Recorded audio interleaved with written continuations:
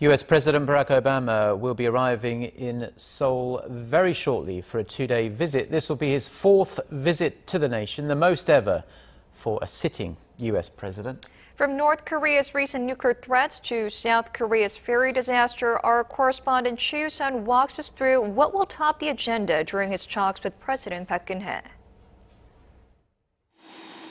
Talks this Friday between President Park Geun-hye and U.S. President Barack Obama in Seoul will largely focus on reaffirming their security alliance on the Korean peninsula.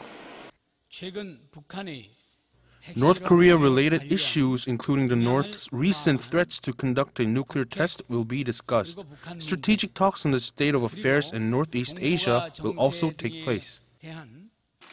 Since their meeting last month on the sidelines of the Nuclear Security Summit in the Netherlands, Pyongyang has threatened to carry out what it called a new form of nuclear test. President Obama is expected to express support for President Park's vision on reunification of the two Koreas.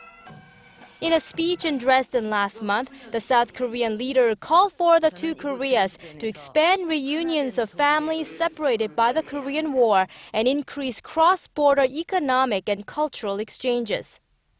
On the economic front, the two presidents will likely discuss Seoul's possible membership into the Washington-led Trans-Pacific Trade Pact. There's also tension towards what President Obama might say concerning strained Seoul-Tokyo ties over Japan's repeated denials of its imperialistic aggressions.